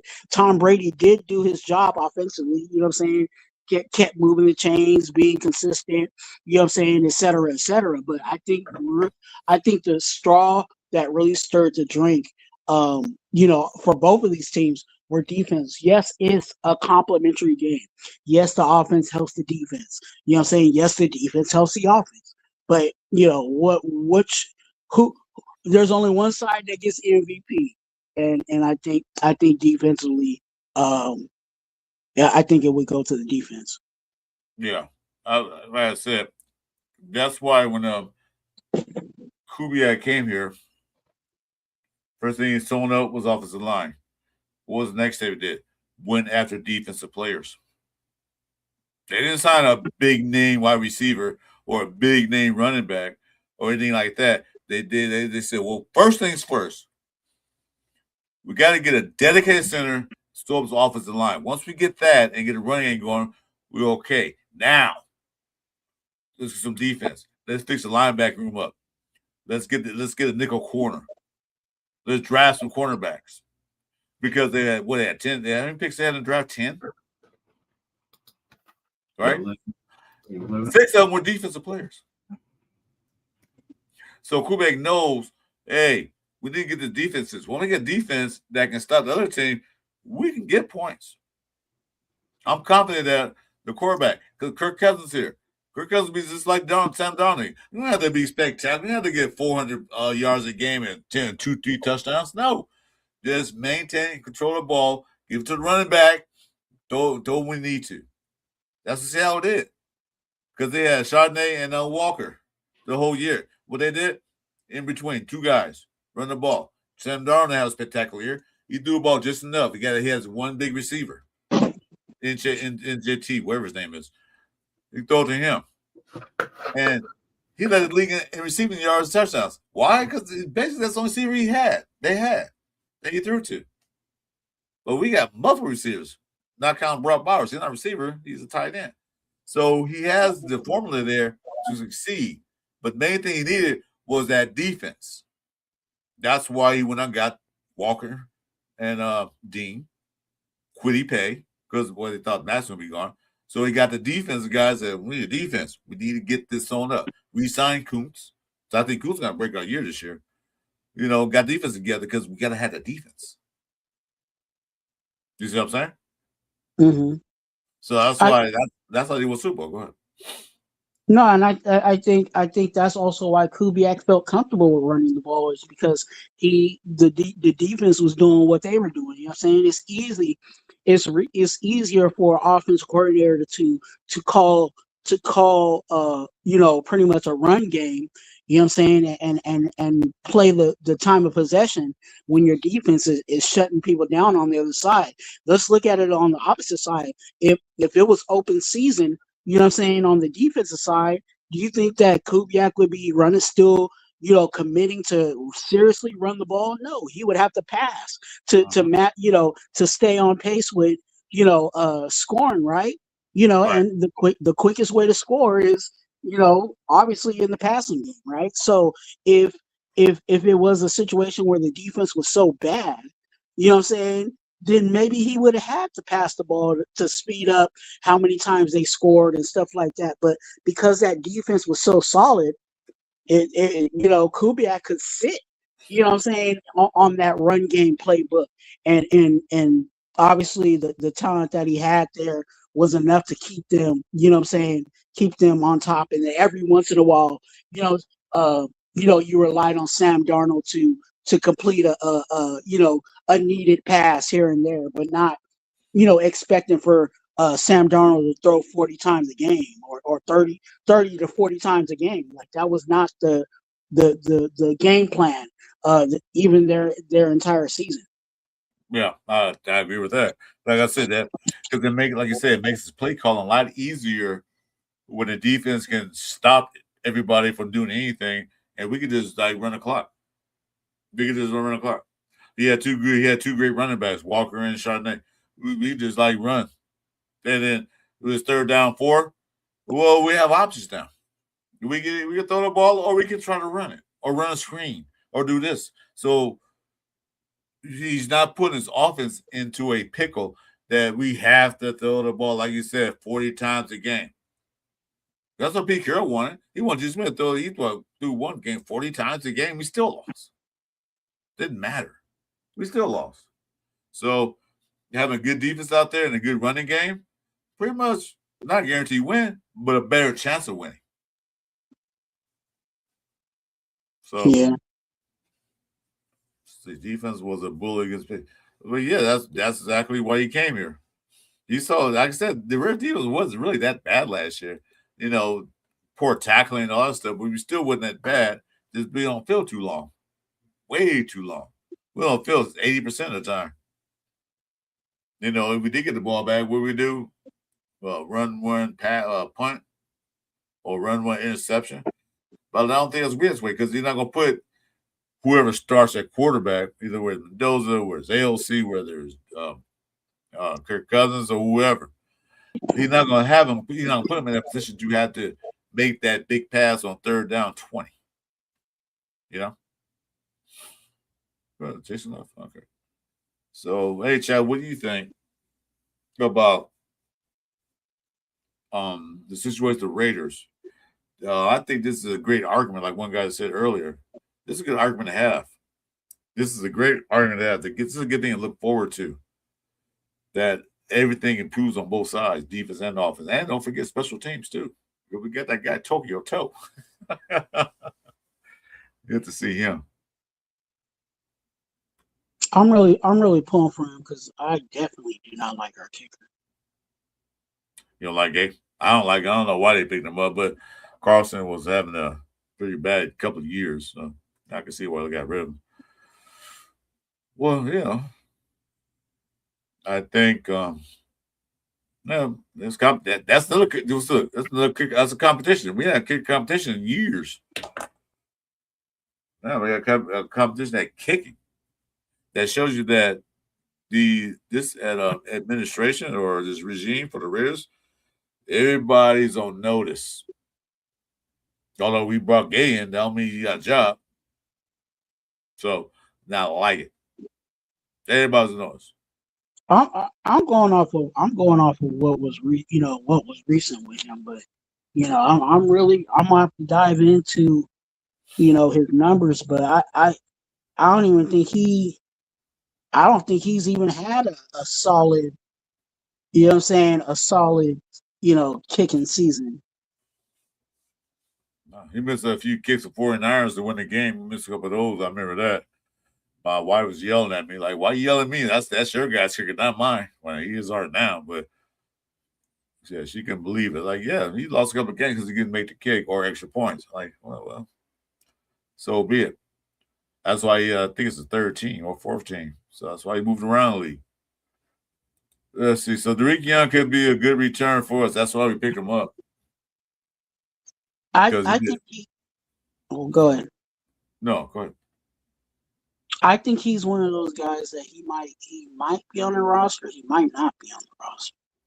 I think we have more kick returners than anything.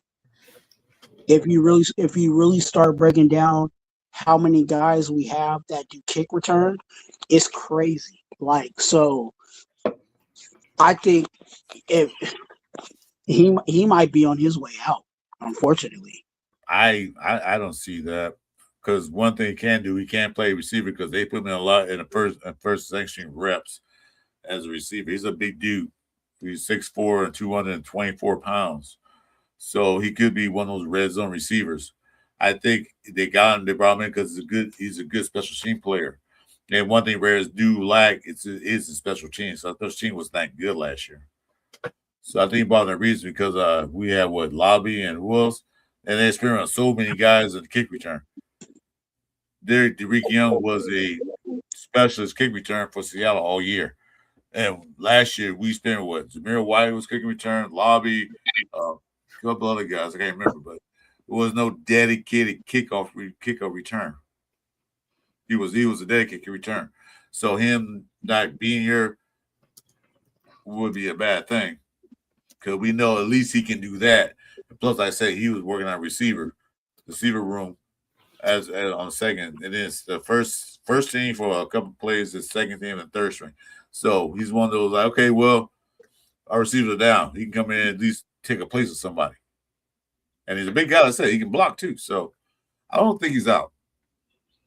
They signed to a free agent contract, so I don't think he's out. Yeah, I think it's going to be a situation of numbers because when I look at our wide receiver room, yeah, they're gonna have to play that numbers game if they decide to keep him because just on top of my head, I forget that he is with us. With all the wide receivers options we have. But he won't come. They didn't bring him as a wide receiver. That's why they drafted wide receivers and brought some other guys in. I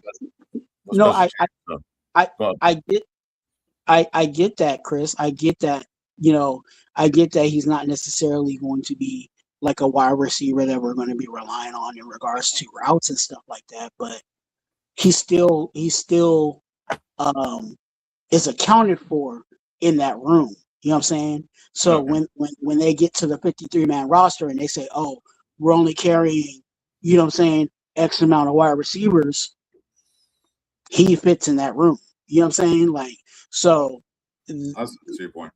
look at who do we got at wide receiver, and you got Tucker, you got Naylor, and I'm talking about these are the for sure guys. Tucker, Naylor, um, Jack Besh, obviously Dante Thornton. That's what, 4 right there. Well, they got 9 receivers listed. They got 9. Yeah, that's what I'm saying. So Benson, you know what I'm saying? Like, so you got all these guys that are like, and is he going to be a part of that? Because I think they may carry 6. So I won't say 5. Because like I okay, said, if you look at it, so I'm gonna bring it up right now. Let's bring it up. If you look at so it, even with 5, that makes it even tougher. I'm gonna bring it up right now. Because if you say 5, I'm just going to throw 5 out there. You got Trey Tucker, Naylor, Tucker, Naylor, Besh, Young, and Okay, so Thornton there's or Benson. I don't know if you can see it, but there's a receiving room. So you got Jack Besh, Malik Benson, the rookie. Let me speaker. Hold on a minute. Give me, guys. There We you go. see the DBs right now. Yeah, I got to change it back. Hmm. I had to make it bigger because it was kind of small. There we go. So we got Jack Besh. You guys see it? No, we still see the DBs. Oh, okay. Maybe on the wrong screen. Hold on a minute. I'm going to bring it back up. I can't read it anyway. I'm on my phone, so if you just read it out, we can still have the conversation. Oh, okay. Well, I put the wrong one up. Hold on a minute. Let's see. Wow. Anyway, I'll bring it up. But anyway, I can see it now. But just a second. Showed the wrong one.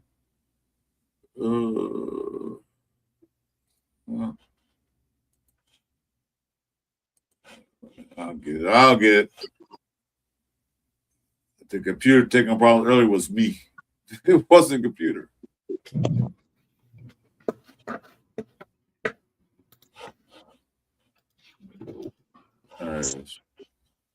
All right, there we go. See if I got it right this time. All right, here it is. There we go. All right. So you got Jack Besh, which they say he's improving. You're looking better out there. He was a 2nd round pick last year. That was Spytek's pick, or Spytek was the general manager when he picked him. Then you got Malik Benson, who's showing out this year. Me, talk about him. He's showing out. And OTA, like I said, it's just OTAs. It's not training camp. It's not anything like that. So then we got John Brady. I came from Indiana, so he's part of the Mendoza guys. And he's supposed to be a special teamer. Yeah, he's special teamer. Yeah, special teamer. Philip Dorsett has been showing out, but I don't see him making the team. I don't. And then you got Shariq Jackson, who's been showing out. Might be another special teamer or not. And then Jalen is going to be on the team. Chase Roberts, who I want to see, but right now there's no words on him. I ain't heard anything about him in OTAs. But he's another big guy. We know about Corey Rucker. He's on IR. So I think the Raiders plans on keeping him. I think they did that specifically for that reason. Yeah, I think they're gonna keep Quite it. quiet as kept. Yeah, they're gonna do it like they did Dalton Wagner. They're gonna keep him on in reserve and blah blah blah, so nobody will grab him. And I hope they do. Then you got Thornton, who has to prove himself this year. But like I said, I can't blame him too much from last year because of the quarterback play and all that play calling.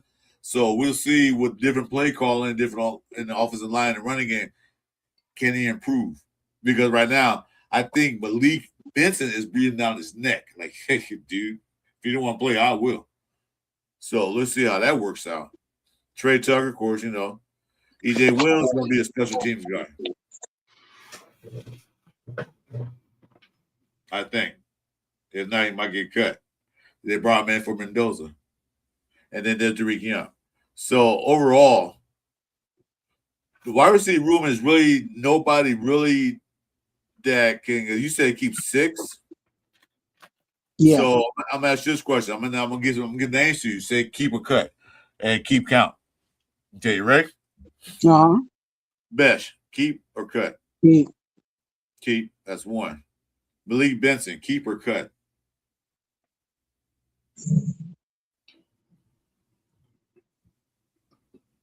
No. I'm kind of leaning towards keep. Well, it's hard to decide because we gotta go to training camp. But just for now, as we speak, Yeah. OTAs. Okay, so that's 2. Jonathan Bradley. Who? Jonathan Brady. I'm sorry, Brady, not Bradley. Brady. No. I'm gonna say keep, cut, or special teams. So Cut. I mean,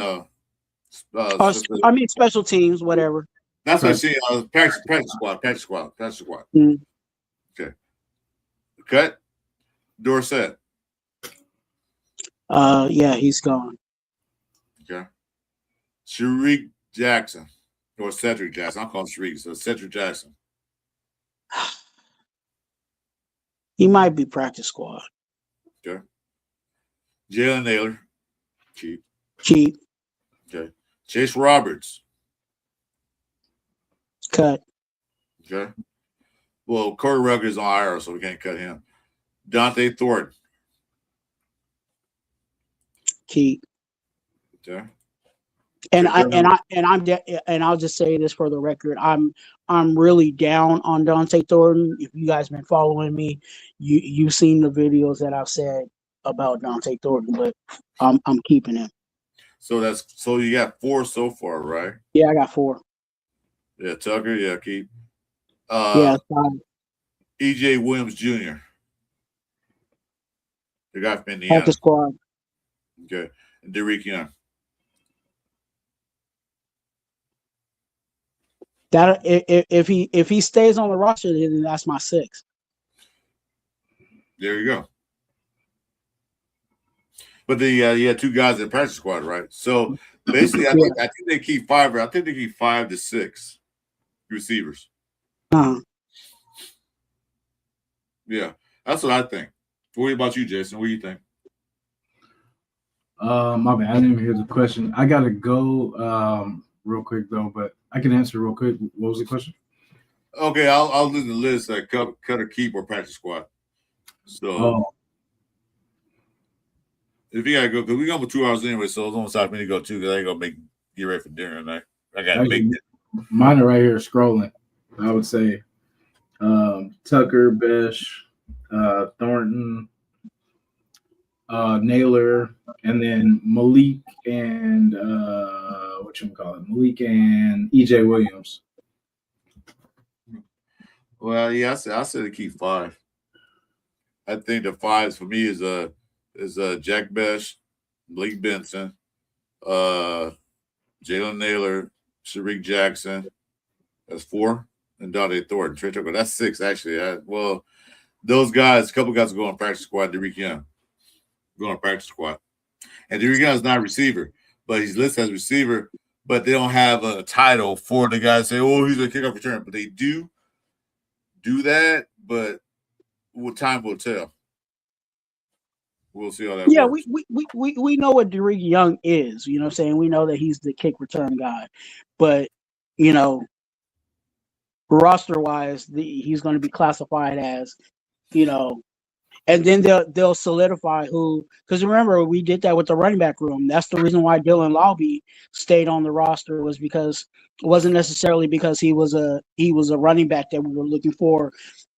Play wise, we were looking for him just to do special teams for us, and that's how he was able to stay on the roster was because he was more of a special teams guy. So they're like, okay, we got to keep a roster spot for him in the running back room, but he's specifically going to be more of our special teams. And that's how I keep his job at this team right now, because I don't think he's gonna make the running back room. But No, that's another topic. We'll talk about that another time. But I don't think he'll be the running back 3. I think it'll be like running back 4, special team guy, because he's a good special team player. Don't get me wrong. But anyway, so my boy Jason has to take off. I'm gonna take off too. I had to get ready. I gotta start cooking my dinner for the night. Gotta get this roast in the oven. So Twan, what's you up to coming up? You got anything coming up this week? What we all gonna watch and join? Like I told you, I was in between church services. I had a church service this morning, and then I got to go back to a church service in about an hour. So I was like, let me go ahead and try to give you guys some time. I will probably be back at you guys next week at some point. So just stay tuned for that. Make sure you guys subscribe. A lot of you guys, are watching and enjoying, but definitely hit the subscribe button over on my channel, Raider Twan. Definitely support what we're trying to do, all as content creators. So please hit that subscribe button. I will be at you next week. Make sure you hit that notification bell. Also, I have not released it yet, but I am working on a Sunday service, a real special Sunday service. So be ready for that. Most likely, if everything works out, that will probably be next Sunday. And again, that is a Sunday service you do not want to miss. So definitely make sure you have that notification bell ready to go, because I will be in the off season. Okay, awesome. Sunday service. So just come on over. All right, awesome. All right, man. Thanks for that. Okay, well, we're gonna wrap the show up. Hey, special guest Raider Twan, thanks for joining us. I know take out your Sundays, like Sunday's your busy day, but I appreciate it. Appreciate all the guys in the chat. Make sure you stay tuned for Cover 3 show. Is kind of fluctuation of days. We usually do it on Tuesdays. We're gonna try again on Tuesday night. It'll depend on how things are set. We'll talk whatever news or whatever came up or whatever you guys want to talk about. Mr. Red Day just has to go take off. So thanks for joining us. You guys have a blessed Sunday. Stay safe. And like I said, I'm in the show with this.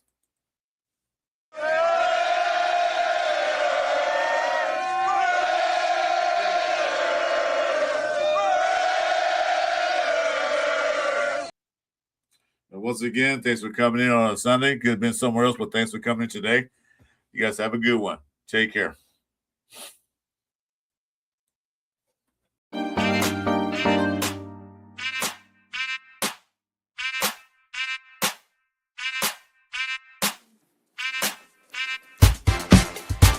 It's the Sunday morning pillaging show. Chris